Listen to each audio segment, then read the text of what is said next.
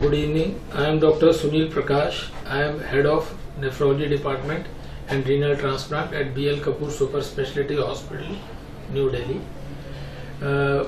From last 5 years, BLK Super Specialty has grown in a juggernaut, and it is one-stop shop for all kind of services, especially for transplants. Bone marrow transplant, liver transplant, kidney transplant, and even cardiac transplants are being done here with success. I am director and in charge of kidney transplants and nephrology division. I would like to tell about kidney diseases. Kidneys are essentially very important integral part of our body, and their primary duty is to clean the body from inside and maintain our body in milieu interior in a perfect shape so our life runs smoothly. Kidneys are able to achieve this function by working tirelessly day in and day out. Even when we are sleeping, they are working. Every day they filter 180 liter of blood, and out of that 180 liter of blood, they clean and return 178.5 liter, and rest 1.5 liter. All the toxins of metabolism of the food we eat and the cell metabolism process that take place are filtered and passed through kidneys in the form of urine. So, first most important function of kidney is maintaining milieu interior inside of the body by excreting all the waste products and acids of the metabolism. Second important function of the kidney is to make the blood. So if there is kidney damage, there will be anemia and patient will not have good quality blood. Third is they maintain the bone health. There is an active vitamin D formed in the kidney, and this maintains the bone of our body. So if kidneys are damaged, again vitamin D is less, and people have weak bones and they have bone pains also. Fourth important function of the kidney is to maintain the volume status of the body, and besides this it has many important functions. I would like to tell my friends that the early symptoms of kidneys are most important. If we can diagnose kidney in early stages, we can prevent people from going to dialysis and transplant, which is the 5th stage of the kidney called CKD 5 stage. These early symptoms are very subtle, like प्यास ज़्यादा लगना, increased thirst, increased urination, passing more urine at night, frothing, झाग का होना जब हम पेशाब पास करें, and पैरों पे सूजन का आना जाना, खून की कमी होना, bone pains, हड्डियों में दर्द होना, and sometimes young couples unable to make a family, unable to conceive. These are the subtle symptoms of kidney diseases. If somebody is having these symptoms, then it is very simple. They should go to their physician, get their urine tested, and get blood tested for serum creatinine and urea, and possibly also get one ultrasound done. By these 2-3 simple tests, most of the disease of the kidneys can be diagnosed early. Important third point to know is what are the important causes of kidney diseases. They are today diabetes, high blood pressure, then glomerulonephritis, which is the inflammation of the kidneys due to immune causes. Fourth is stones, prostate and other obstructions, then hereditary diseases, and also today this fast life has led to pollution of our food chain, water chain, lot of pesticide and fertilizer usage, and this has percolated in our ecosystem, and this has also led to lot of chronic interstitial nephritis and kidney diseases. It is pertinent to add here also that most of the drugs can have some effect on the kidneys, even harmless medicines like painkillers, and today we use lot of pantoprazole and these things, and antibiotics can sometimes lead to kidney damage, which can be irreversible. And some indigenous medications like homeopathy, Ayurvedic and all, which people feel are safe, are not so safe. So they should also not be taken indiscriminately. Over the counter medicine should be avoided.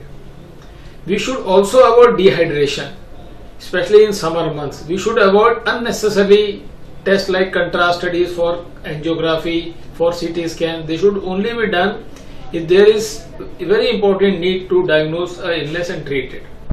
So these simple things can help us in diagnosing kidney disease early and manage it early.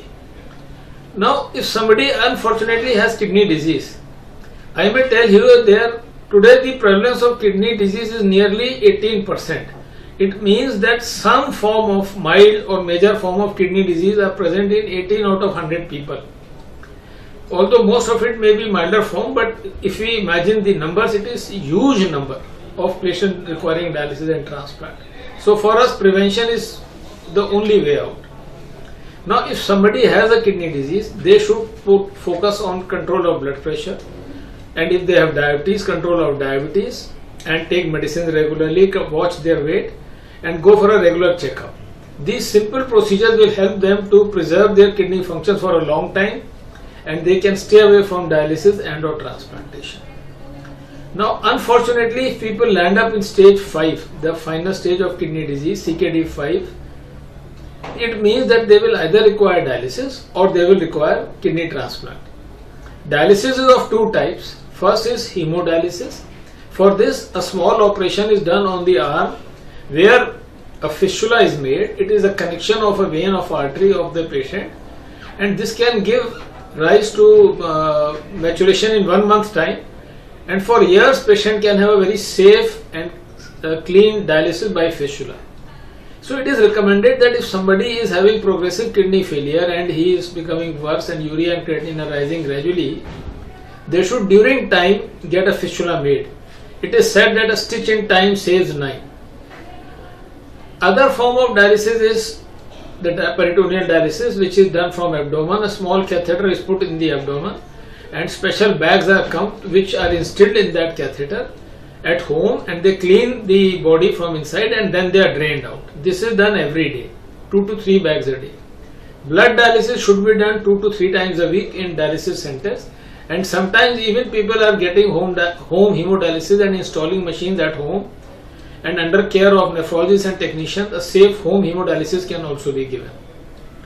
Third and most optimum option is transplant. It is recommended for a young patient below 60 years of life who are leading active life. If they get transplanted, it totally rehabilitates them much better than dialysis, and they can also become productive for their family. Now the problem with transplant is the shortage of organs.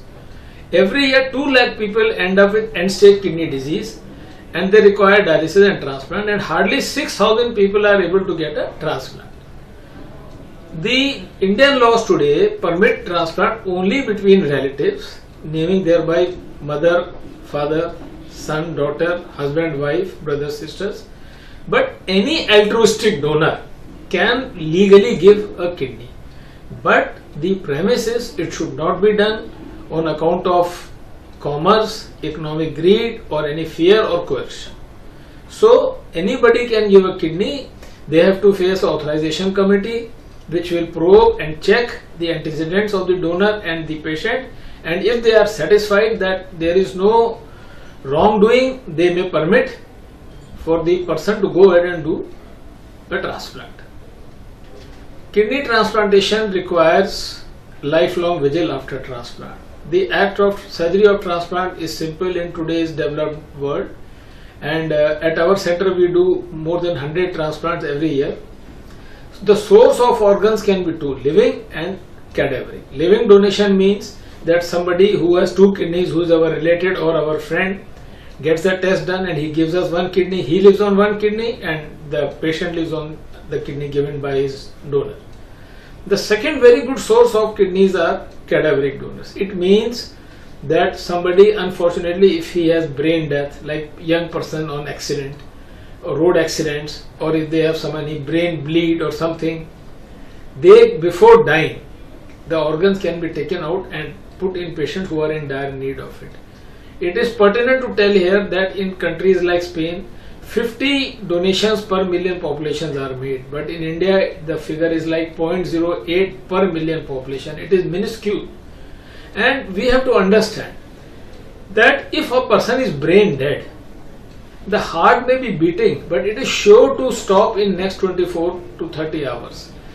And there is no way in which a person who is declared brain dead can ever recover and become his normal self. There is just no way. It is only if the heart is beating for some time and eventually it will stop. So this is a golden window in which one can donate one's organs. one can donate 2 kidneys, liver, heart, lung, pancreas and eyes, and at least 9 people can benefit immediately and 50 people can benefit from tissues and other things. So this is the most altruistic and best donation possible. And also remember that after next 24 hours the person would be returning to dust. He would either be cremated or buried, but nothing will remain. But if somebody gives organs, then it will be forever. He will live in the other's family, in his other's body for a long time. So friends, cadaveric donation is a very important aspect today, and many societies, government are working toward it. NATO is working towards it to increase its awareness, and we must all endeavor to sign donor cards. That unfortunately, if some accident occurs, it is also pertinent to tell here that every hour 14 people are dying on Indian roads, and if we multiply this and make a calculation, then we will find that every year 2 to 3 lakh kidneys are buried or burnt without any usage. So if majority of these kidneys can be donated, then there will be no need of trying to get organs from living relatives, or by buying organs, or organ stealing, or all those kind of things which we read in newspapers and papers. All that organ commerce and organ prostitution will end. After transplantation, the patient has to come for regular checkup. Medicines are given to control his immunity, as well as also to see that he doesn't have a chance of infection, and eventually he is restored to normal life. Donor after 5, 6, 7 days does not require any checkup, and they can be returned to their work. So this was in short about transplant. And friends, if there are any questions, you are most welcome to ask us. I am at BL Kapoor Hospital. You can check our website kidneycareindia.com and kidneydrsunilprakash.com for further information. Thank you for your listening.